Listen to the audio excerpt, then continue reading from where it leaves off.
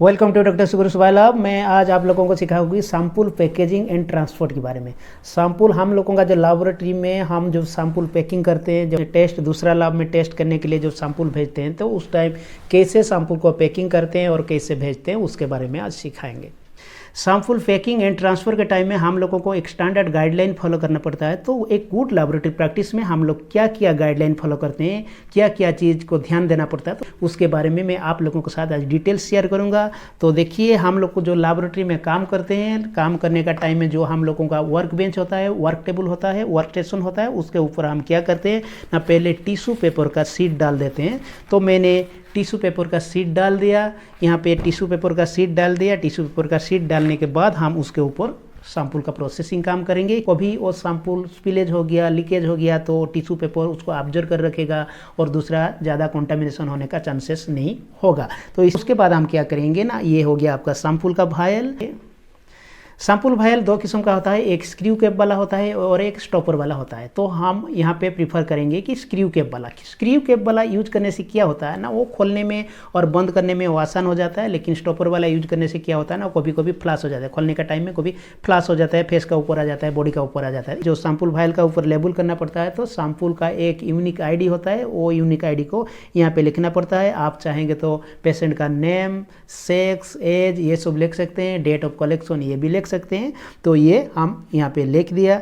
लिखने के बाद क्या करते हैं ना, वो जो लिखा होता है हम लोग मार्कर यूज करके हम लिख दिए। आप चाहेंगे तो एक प्रिंट पेपर को लेके कटिंग करके यहाँ पे चिपका भी सकते हैं, लेकिन यहाँ पे थोड़ा सा प्रॉब्लम हो जाता है। जो पानी का कांटेक्ट में आता है तो वो कभी मिट जाता है, इसीलिए हमको क्या करना पड़ता है ना, यहाँ पे मैंने एक ट्रांसपेरेंट सेलो टेप रखा हूँ। ये सेलो टेप का हम थोड़ा सा टुकड़ा लेंगे, छोटा सा पीस लेंगे।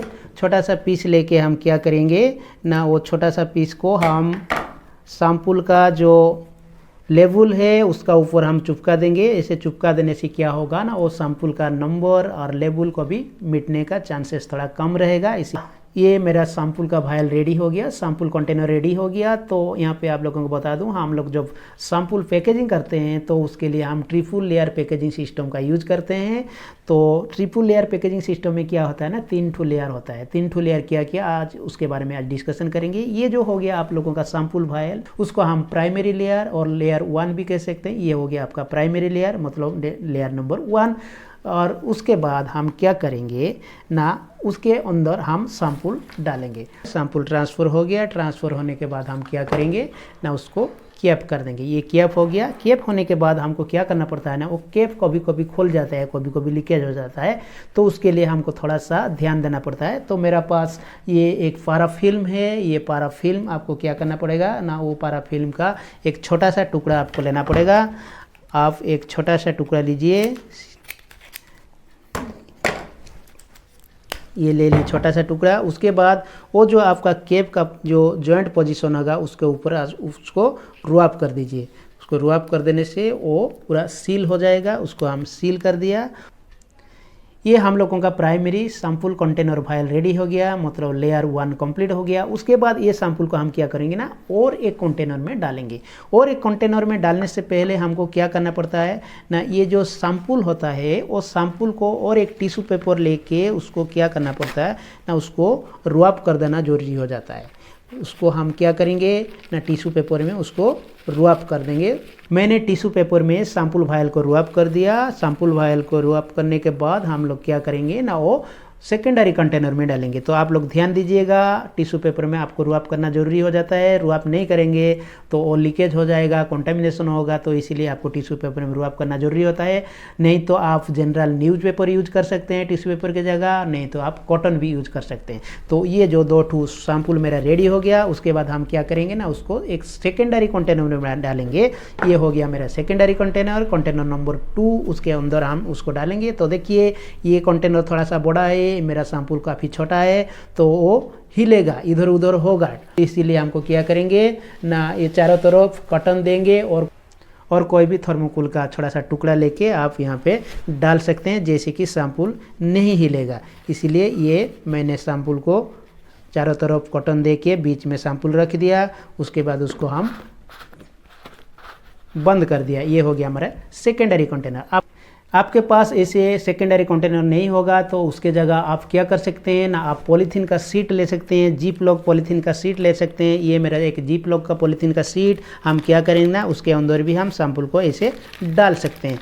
ऐसे डाल दिया, डालने के बाद उसको हम लॉक कर सकते हैं। ये देखिए यहाँ पे मैं 22,000 का सिंबल डाल दिया हूँ। तो सिंबल देने से क्या होता है ना, सबको पता चलता है कि बायोलॉजिकल सैंपल है और इन्फेक्शियस मटेरियल है, इसीलिए उसको ध्यान से यूज करना चाहिए। तो मैं ये पैकिंग कर दिया, ये हो गया आपका सेकेंड लेयर पैकिंग। ये ऐसे कंटेनर आप यूज करते हैं सेकेंडरी लेयर के लिए। नहीं तो आप लोगों के पास कोई पॉलीथीन होगा तो पॉलीथीन का सीट भी आप यूज करते हैं, जो जीप लॉक पॉलीथीन यूज कर सकते हैं। आप लोगों का पास सैंपल ज़्यादा होगा तो ज़्यादा बड़ा पॉलीथीन यूज कर सकते हैं, तो आप लोगों का सैंपल का हिसाब से आप लोग पैकिंग कर सकते हैं। तो ये हो गया सेकेंडरी पैकिंग।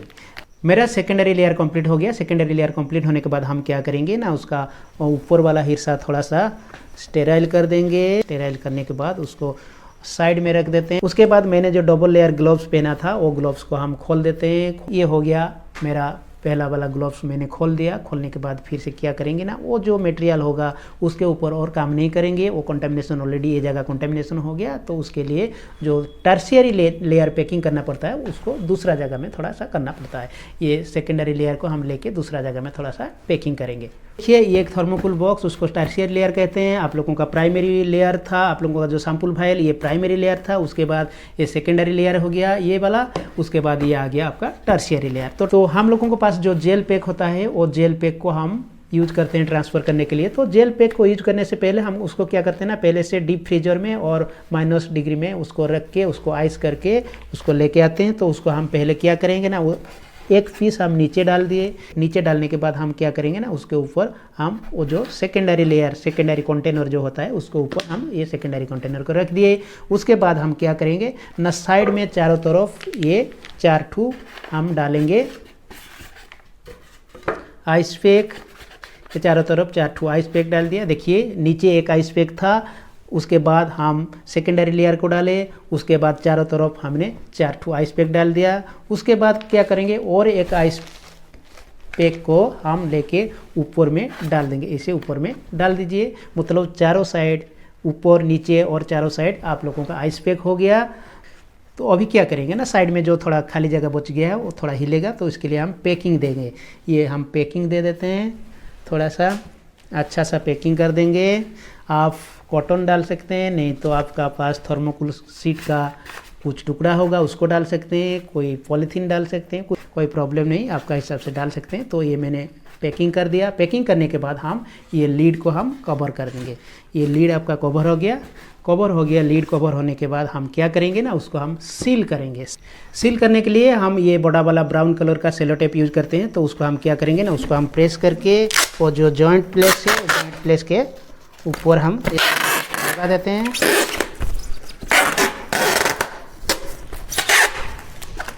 ये आपका पैकिंग हो गया, मतलब ट्रिपल लेयर पैकिंग कंप्लीट हो गया। उसके बाद हम करेंगे दूसरा प्रोसेस क्या ना, सैंपल सेंडिंग। आप कैसे ट्रांसफ़र करेंगे, ट्रांसफ़र के बारे में अभी देखेंगे। तो sample packing triple layer packing होने के बाद हम क्या करते हैं ना, वो ऊपर वाला हिस्सा को पहले से क्या करेंगे ना, थोड़ा सा सैनिटाइज कर देंगे। ये सैनिटाइज हो गया, सारा हिस्सा सैनिटाइज हो गया। सारा हिस्सा सैनिटाइज होने के बाद हमको क्या करना पड़ता है ना, उसको ऊपर लेबल थोड़ा सा चिपकाना पड़ता है। लेबल मतलब क्या क्या ना, आपको एड्रेस डालना पड़ेगा। ये आपका एड्रेस, आपको एड्रेस डालना पड़ेगा। तो ये आपका एड्रेस को यहाँ पे चिपका दीजिए। एड्रेस डालने के साथ उसके साथ फ़ोन नंबर भी डाल दिया। यहाँ पे एक UN कोड डाल दिया, UN 3373। ये बायोलॉजिकल सब्सटेंसेस और टेस्टिंग के लिए दूसरा लाभ जा रहा है, वो कैटेगरी B का अंदर आ रहा है। तो उसके लिए UN 3373 का सिंबल मैंने डाल दिया। उसके साथ यहाँ पे एरो मार्क लगा दिया और एक बायोहजार्ड सिंबल भी डाल दिया।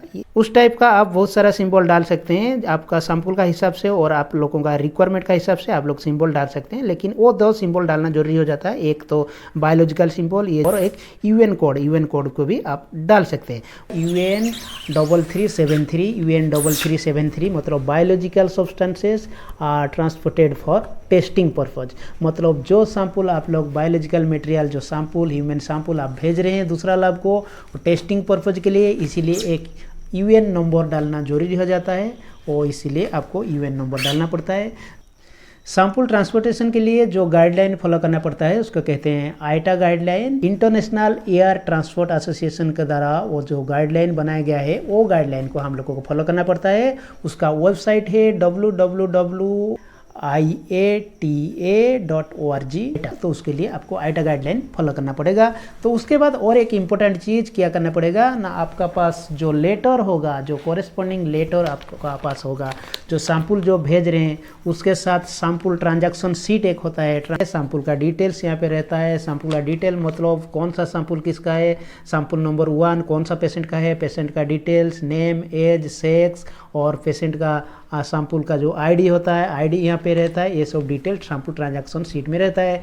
उसके साथ क्या रहता है ना, उसके साथ लेटर रहता है, टेस्ट रिक्विजिशन रहता है, टेस्ट कौन सा टेस्ट के लिए आप भेज रहे हैं उसके बारे में रहता है। वो सब चीज़ यहाँ पे आप डाल दीजिएगा। मैंने यहाँ पे डाल दिया डिटेल्स, ये डाल दिया। डालने के बाद उसको हम पैकिंग कर देंगे। पैकिंग करने के बाद यहाँ पे भी हम एड्रेस डिटेल लिख देंगे। यहाँ पे एड्रेस लिख देंगे, टू फ्रॉम ये सब लिख देंगे। ये मैंने लिख दिया। लिखने के बाद ये जो लेटर हो गया, ये लेटर को हमेशा क्या कीजिएगा ना, ये जो बॉक्स हो गया, बॉक्स का ऊपर ही चिपका दीजिएगा। यहाँ पे आप उसको चिपका दीजिए। ऐसे करने से क्या होता है ना, वो लेटर कंटामिनेशन फ्री रहता है। तो इसीलिए क्या होता है ना, वो लेटर जब एक लैब में जाके पहुंचता है तो लेटर का काम दूसरा पार्ट करते हैं और सैंपल का काम लैबोरेटरी में तो होता है। आप लोग तो ग्लव्स वगैरह पहनते हैं, पीपीई का यूज करते हैं, लेकिन वो जो लेटर जब डीओ के पास जाता है, जो डाटा एंट्री करता है, जो सॉर्टिंग करता है, उसके पास जब जाता है उसको ध्यान नहीं रहता है कि वो लेटर कंटामिनेशन है कि नहीं है। वो आराम से विदाउट प्रिकॉशन वो काम करता है। तो इसीलिए हमको ध्यान देना पड़ेगा। तो वो लेटर को हमेशा कंटामिनेशन फ्री रखना जरूरी है। इसीलिए उसको ऊपर ही चिपकाएगा, ऊपर चिपका के उसको भेजिएगा।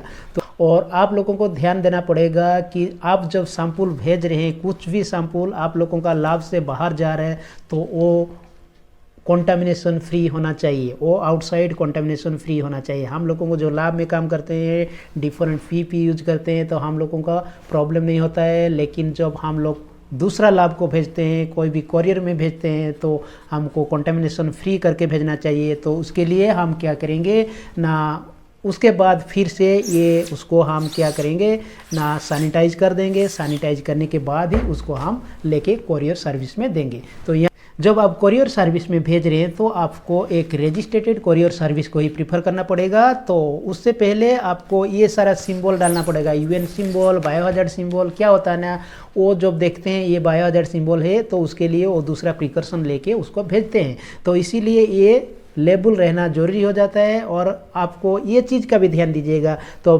भेजने से पहले उसके साथ भी थोड़ा सा डिस्कशन कर लीजिएगा कि बोलिएगा कि देखिए ये बायोलॉजिकल सैंपल है, टेस्टिंग के लिए जा रहा है। वो सब डिटेल उसके पास बोलना जरूरी हो जाता है।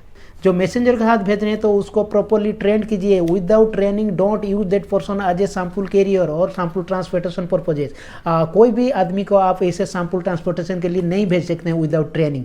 तो ये सब चीज़ आपको ध्यान देना बहुत जरूरी हो जाता है, क्योंकि हम लोग खुद को सेफ रखेंगे और एनवायरनमेंट को भी सेफ रखेंगे, दूसरों को भी सेफ रखेंगे। Thank you.